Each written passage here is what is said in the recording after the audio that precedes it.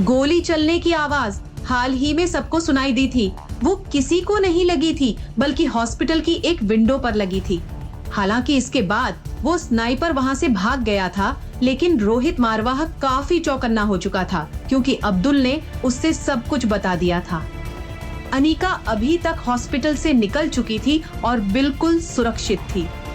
सिर्फ इस स्नाइपर से ही रोहित और अनीका अनजान नहीं थे।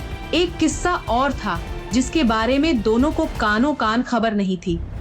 दरअसल जिस बच्चे की झलक अनीका को हॉस्पिटल में दिखी थी, वो और कोई नहीं बल्कि रोहित मारवाह का बेटा आर्यन था, जिसकी शक्ल हूबहू अनीका की बेटी रिया से मिलती थी। और दोनों बच्चे एक ही होटल में अपने माँ बाप के साथ रह रहे थे और दोस्ती भी कर चुके थे। दोस्ती ही नहीं बल्कि वो तो एक दूसरे को भाई बहन मानते थे और वैसे ही एक दूसरे का ख्याल रखते थे। दोनों बच्चों को अपने जीवन में परिवार की कमी लगती थी, जिसे वो पूरा करना चाहते थे, और इसलिए आर्यन और रिया एक दूसरे के साथ जगह बदलकर रहने लगे थे।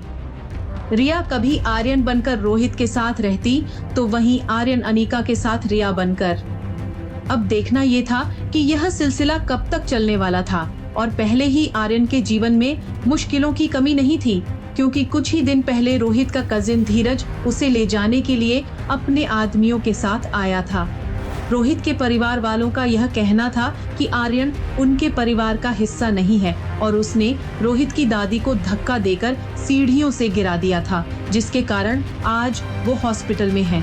रोहित को इस बात पर बिल्कुल विश्वास नहीं था और वो इसीलिए चाहता था कि उसकी दादी का इलाज जल्द से जल्द हो जाए, ताकि सच्चाई बाहर आ जाए।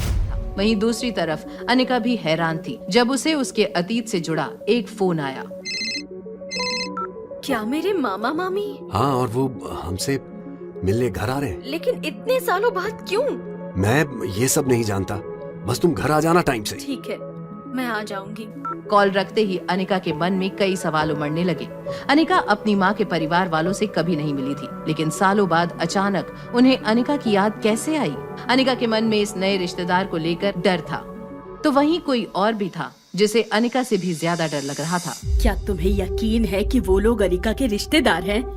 मुझे तो लगता है कि इन सब के पीछे अनिका का ही हाथ होगा। पक्का हमारे खिलाफ कोई नई साजिश रच रही है। यकीन तो मुझे भी नहीं हो रहा कि ये लोग इतने सालों बाद अनिका को क्यों ढूंढ रहे हैं। क्या तुम स्वाति के परिवार वालों के बारे में कुछ भी नहीं जानते? काफी गरीब परिवार से थी स्वाति, और उसकी फैमिली पहाड़ों के उस पार रहते थे, लेकिन शादी के बाद उसने उनके साथ कोई कांटेक्ट नहीं रखा। कहीं ये लोग हमसे पैसों की भीख मांगने तो नहीं आ रहे?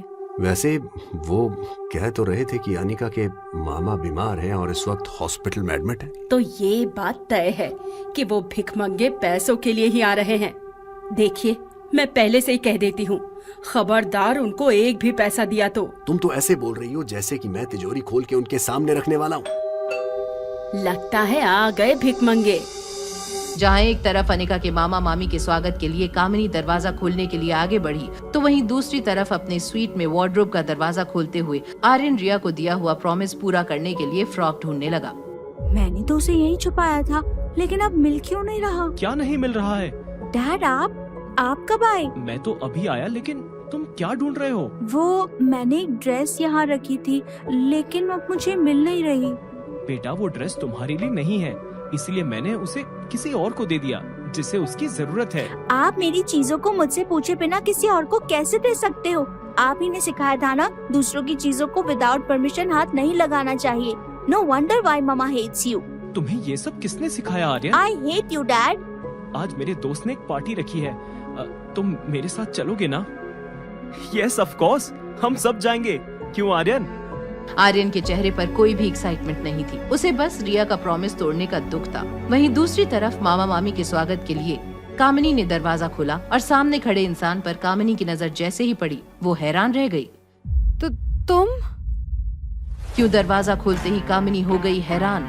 क्या मामा मामी के आने से कोई नया मोड़ लेने वाली थी अनिका की जिंदगी? आखिर अपने मम्मी पापा को पास लाने की कोशिशों में रिया और आर्यन होंगे कामयाब? जानने के लिए देखिए अगला एपिसोड सिर्फ पॉकेट एफएम के YouTube चैनल पर। और एक लड़की को देखा तो के सारे एपिसोड्स को सुनने के लिए डिस्क्रिप्शन में दी गई लिंक से डाउनलोड कीजिए पॉकेट एफएम ऐप।